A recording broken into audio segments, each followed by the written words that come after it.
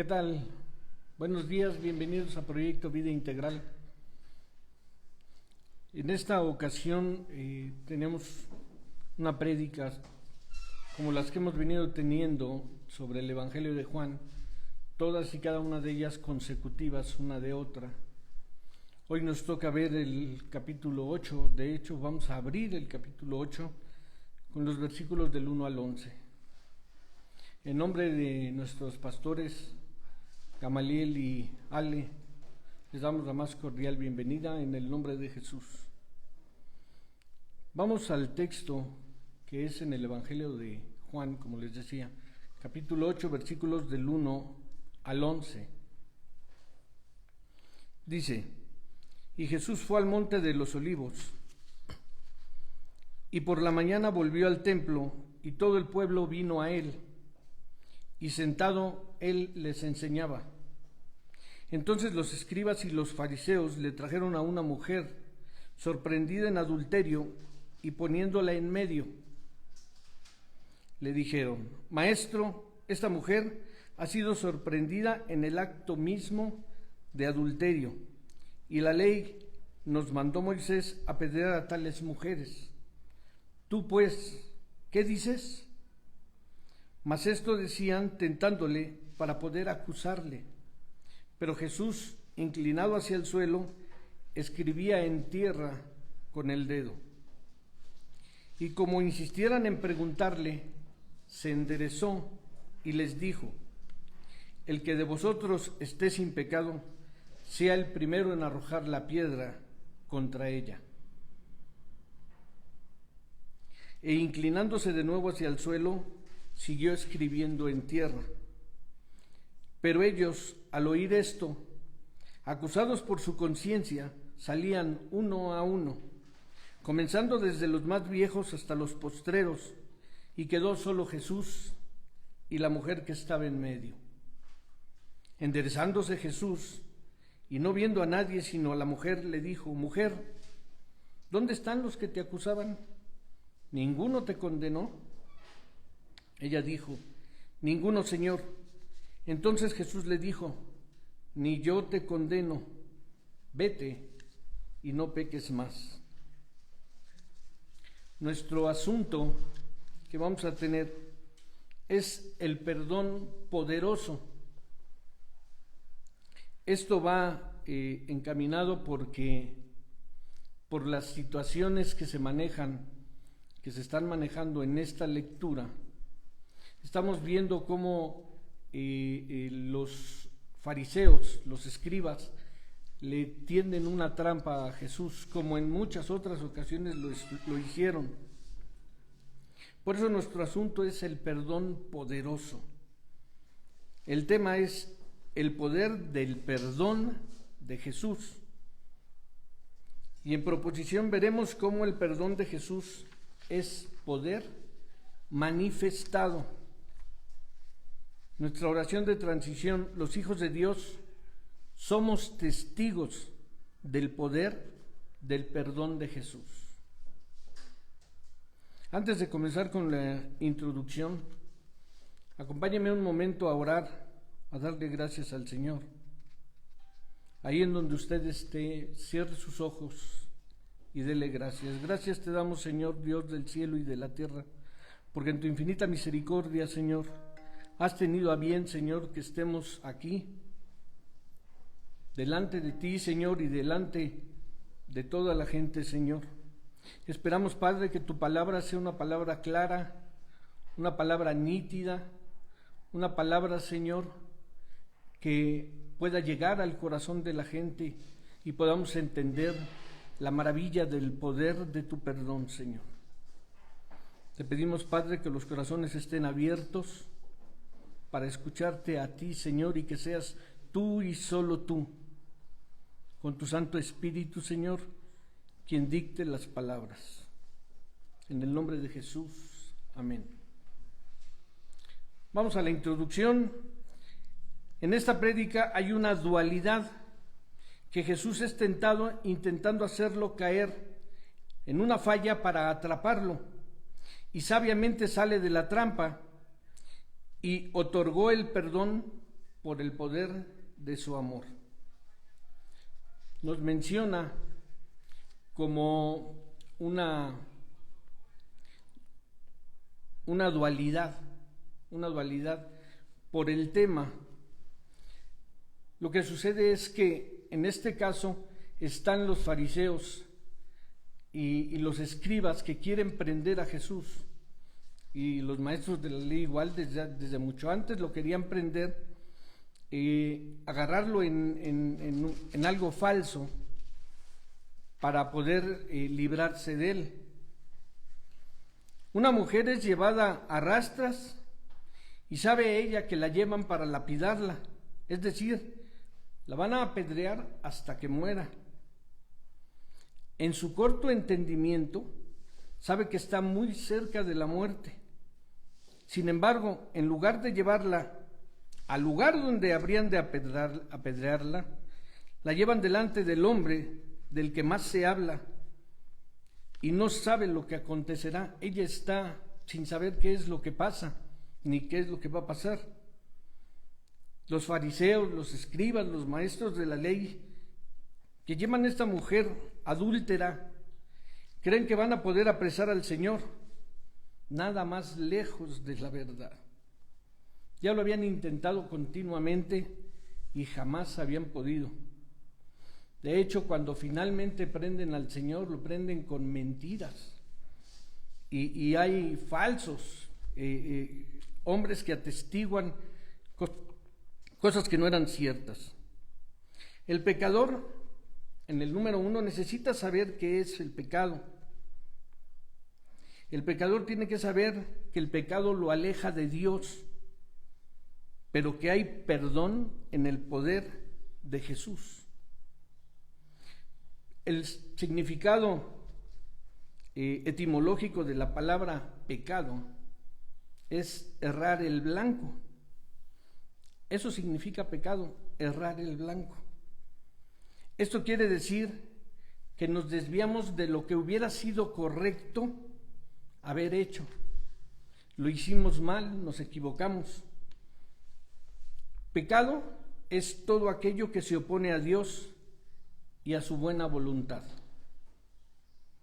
Esto quiere decir que puede traer consecuencias el pecado, siempre traerá consecuencias y algunas incluso pueden ser eternas, podrían ser eternas.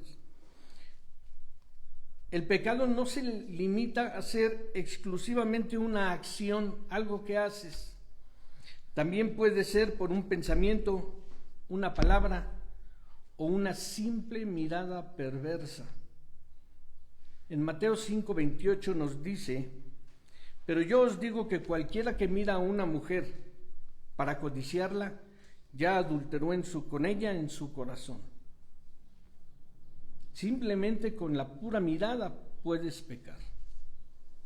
El pecado es todo aquello que se aparta de lo correcto, de lo que es justo. Esto es pecado. El pecado aleja al hombre de la voluntad de Dios.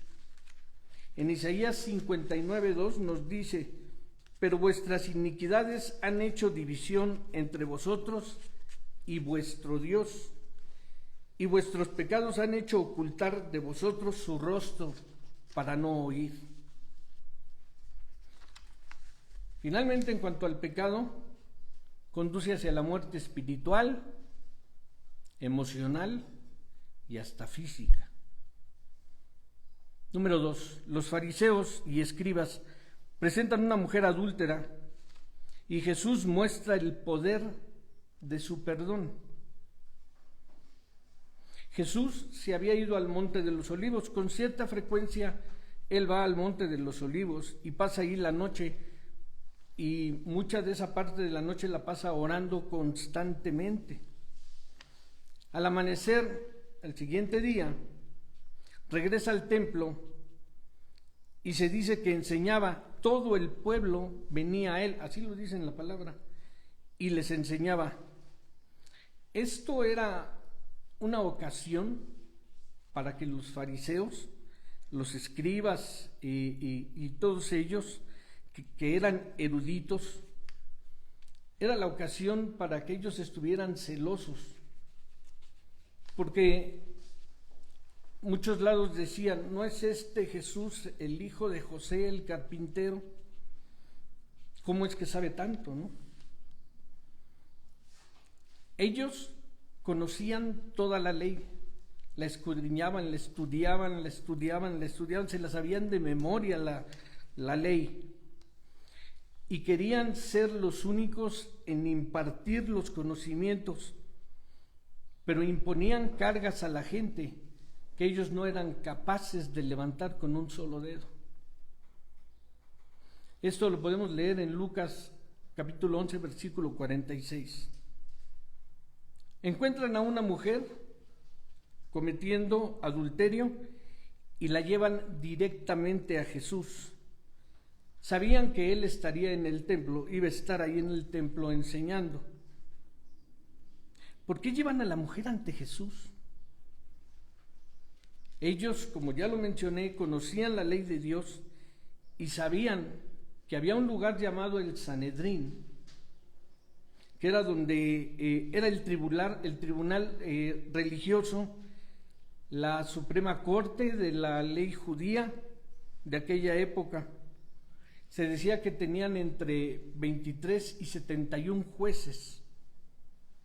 Era el lugar correcto para llevar a esta mujer, pero no la llevan ahí, la llevan con Jesús. Traen a la mujer y la ponen en medio. En Juan 8, del 3 al 5, poco antes, dice: entonces los escribas y los fariseos le trajeron una mujer sorprendida en adulterio, y poniéndola en medio le dijeron: Maestro, esta mujer ha sido sorprendida en el acto mismo del adulterio, y en la ley nos mandó Moisés apedrear a tales mujeres. Tú pues, ¿qué dices? Pero ellos lo hacían para tentarle, para poder acusarle. Estaban buscando que fallara para prenderlo. Así lo dice en la palabra. Su odio hacia Jesús era exacerbado, es decir, era total y absoluto. Jesús conocía de sus malas intenciones y de su desviado corazón. Recuerda y no lo olvides, o por si no lo sabes, Jesús es Dios.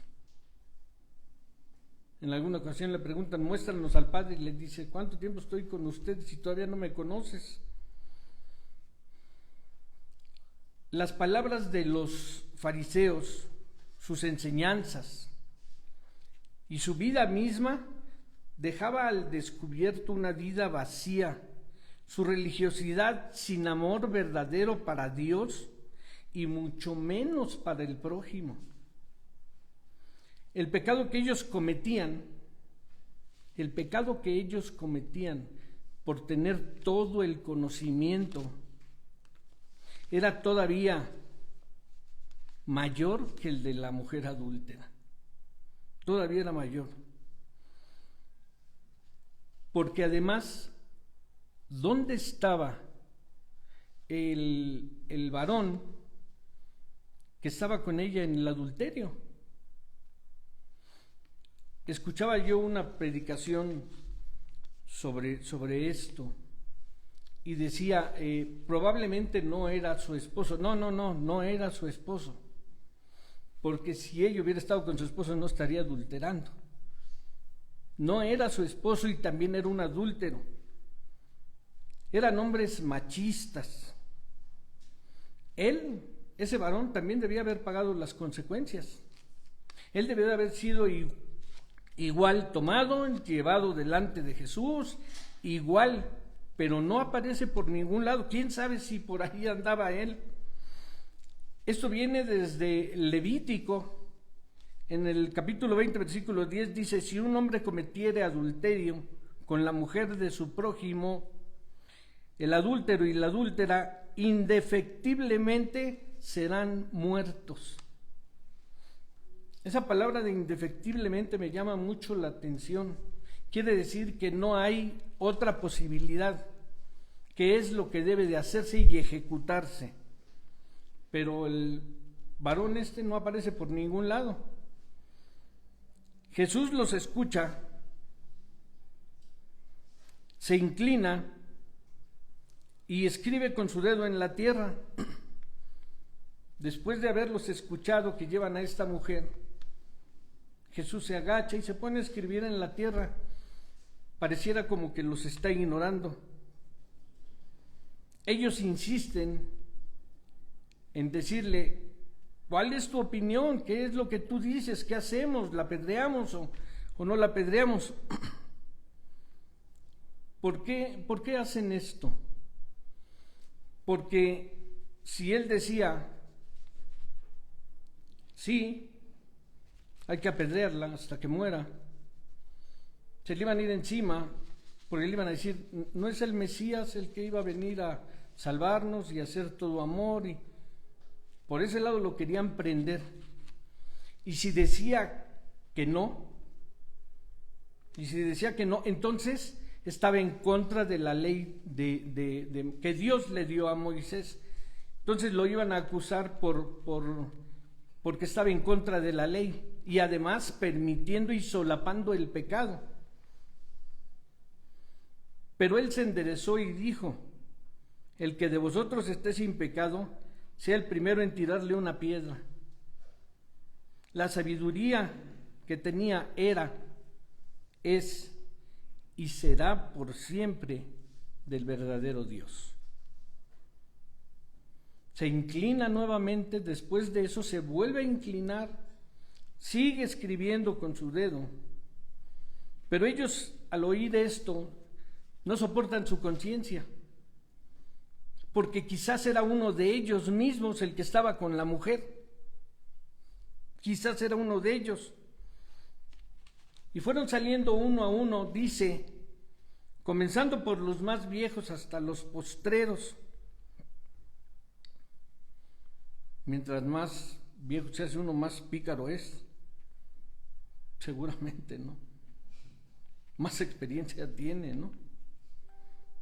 En fin. Y finalmente se quedaron solos Jesús y la mujer que estaba en medio. Nosotros a veces somos muy duros con algún hermano que ha errado el camino, que falló, y le damos, pero duro, con la misma palabra, duro le damos y como dicen, hacer leña del árbol caído. Pero cuando nosotros somos los que fallamos, bueno, todos fallamos algún día, ¿no? No es para tanto, no es para tanto. ¿Sabes qué somos? Iguales a esos fariseos, igualitos a esos fariseos. Jesús era la verdadera luz que cegaba a los fariseos y escribas. Jesús les dijo en una ocasión: he venido para llamar a pecadores al arrepentimiento. En otra ocasión les dijo: el enfermo no es el sano el que necesita del médico, sino el enfermo. Y a eso se he venido. Jesús hoy en día, con pandemia, sin pandemia, con todo lo que puede estar sucediendo, es la única esperanza que existe para el futuro. No hay más. No hay más camino que el Señor. No hay otro camino.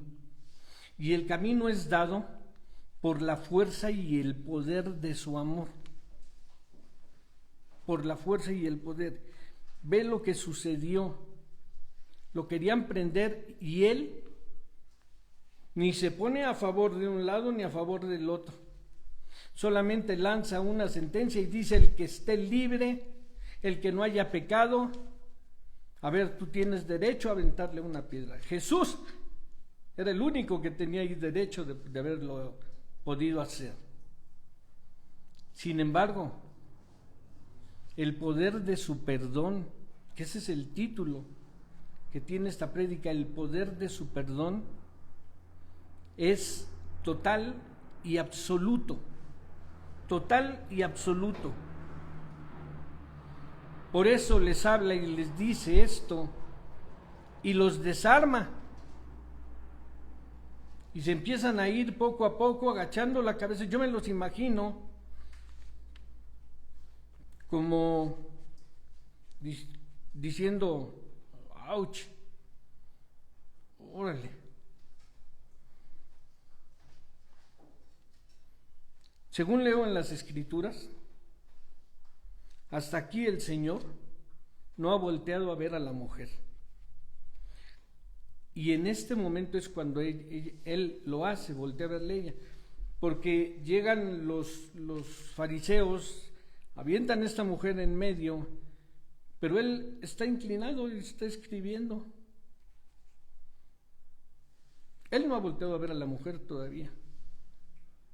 Espera que los fariseos hablen, que den su opinión, su pensamiento. Lo quieren atrapar y él los atrapa a ellos. El que esté libre de pecado. Y todos se fueron. Todos se fueron. En ese momento, él levanta la vista y ya no hay nadie. Él conocía los corazones de cada uno de los que estaban ahí. Y conocía el corazón de esa mujer que muy probablemente estaba llorando y llorando. ¿Y sabes qué? Ella estaba arrepentida de lo que había hecho. Cuando el Espíritu Santo te toca y te redarguye de pecado, es imposible contener el llanto. No es posible. Pero ¿qué sucede con ese llanto? El Señor lo va tomando, ese llanto lo va tomando y te va liberando y te va sacando del corazón toda la podredumbre que hay ahí. Eso va haciendo el Señor con ese llanto. Es por su misericordia. Entonces le pregunta a la mujer, ¿dónde están ellos? ¿Ninguno te ha condenado? Y ella respondió, ninguno, Señor, ninguno. Ahora viene una declaración de Jesús que hace cimbrar la tierra, el universo y hasta el mismo infierno. Dice, yo tampoco te condeno. ¿Ves el poder del perdón que tiene Jesús? Su perdón, no solamente es omnipotente, no solamente tiene todo el poder.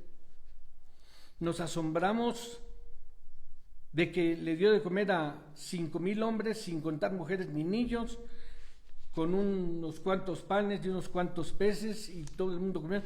Y no conforme con su poder infinito, sobran 12 canastas llenas de comida. Y eran 5,000 hombres, sin contar mujeres ni niños. ¿Cuántos serían? 15,000. Simplemente con esos panes y esos peces no le alcanzaban ni para los 12 apóstoles. Y sobraron 12 canastas. Yo no sé si tú alguna vez has sido testigo de la multiplicación del pan. Yo he estado en lugares donde se ha multiplicado tremendamente el pan. Tremendamente, sí. Aquí en la iglesia, en Proyecto Vida Integral, Orreto, te hago una pregunta. Antes de desayunar, comer o cenar, vas y le hablas al Señor, le agradeces al Señor. Yo lo hago todo el tiempo. y le pedimos por la gente que no tiene, por los que están pasando ahorita por problemas. Tenemos que ser la misma luz que Jesús es. Esta declaración de Jesús, tampoco yo te condeno, la está perdonando, porque Él sí tenía poder para hacerlo. Pero Él dice, no he venido a condenación. Y nuestro Señor termina con un consejo, y esto podría interpretarse hasta como una orden. Le dice, vete, desde ahora no peques más.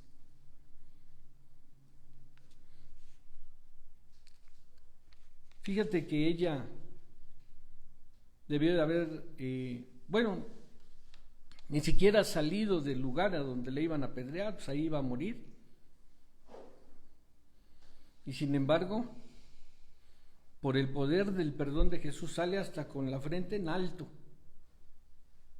porque ha sido perdonada por el hacedor de todo.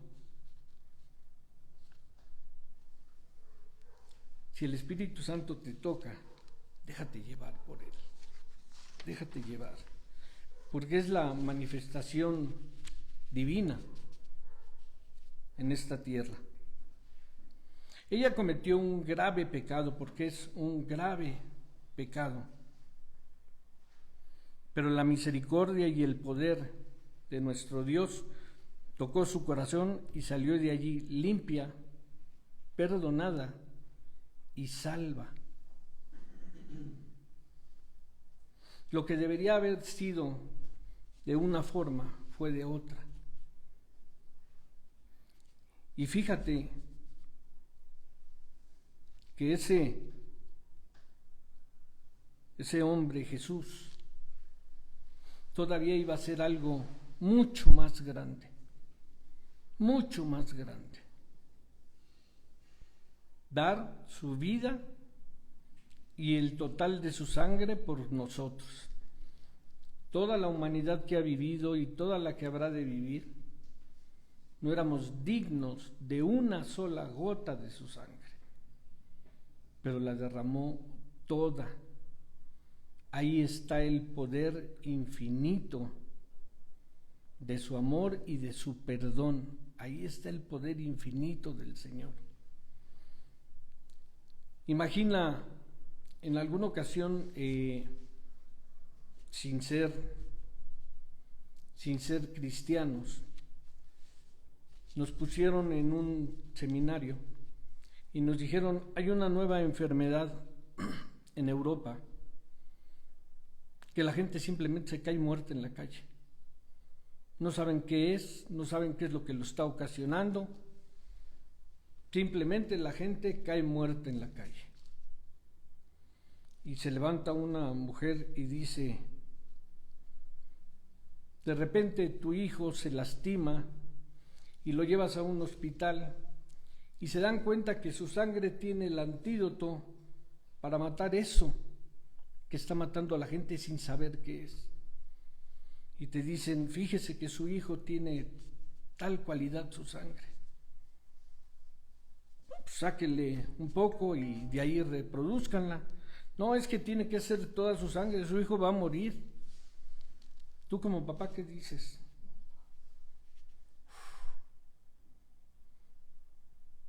Pues el padre dijo que sí. Eso hizo Jesús, nada más ni nada menos. Eso fue lo que hizo. De ahí que personalmente, perdón, me pareciera muy adecuado el título de El poder del perdón de Jesús. Jesús en ese momento dio testimonio. No habló mal ni desestimó la ley, pero tampoco excusó a la mujer, tampoco. Jesús puede perdonar absolutamente todos los pecados. nos menciona en la palabra del Señor, excepto la blasfemia contra el Espíritu Santo. Yo fui testigo de una persona que blasfemó en contra del Espíritu Santo. Me dolió y me apené porque esa persona se condenó para siempre. Había hace tiempo en Michoacán una mujer religiosa, le sorbió el seso a algunos sacerdotes, hicieron los rosarianos y se apartaron de la iglesia católica que eran de ahí y empezaron a jalar mucha gente, y de repente esta mujer resultó embarazada por uno de los sacerdotes, evidentemente, y dijo que era del Espíritu Santo. Eso es una blasfemia contra el Espíritu Santo. Esa mujer se condenó en ese momento.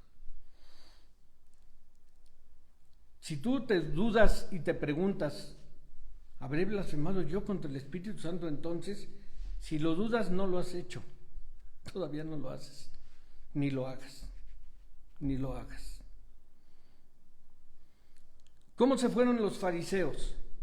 ¿Cómo salieron de ese lugar? ¿Cómo iban ellos? Frustrados, vacíos y más enojados que nunca con Jesús. Porque todavía no les caía el 20 de lo que estaba sucediendo, ni de lo que había pasado. Yo me quisiera imaginar su cara de frustración, haberlos visto a cada uno de ellos, cómo salieron de ese lugar, qué platicaban entre ellos, si platicaban o iban en silencio. Alguno de ellos le habrá caído el 20 y habrá recompuesto su camino y habrá dicho, híjole, pues tienes razón. Hermanos, el Señor los está esperando. El Señor es paciente, el Señor es bueno y está deseando que tú le hables. Está deseando que vayas hacia Él, que corras a sus brazos, que te dejes envolver por su amor y por el poder de su perdón. Que el Señor toque su corazón y el de sus familiares y vengan a ser limpios, perdonados y salvos como esta mujer. Finalmente, todos estamos representados en ella. Todos estamos representados en ella. Porque todos llegamos algún día con el Señor de esa forma. Todos llegamos así, todos. Una señora decía, el Señor nos sacó a todos de la basura. Y es cierto. Que Dios les bendiga y llegue a su corazón y sea manifestación en su vida. Gracias.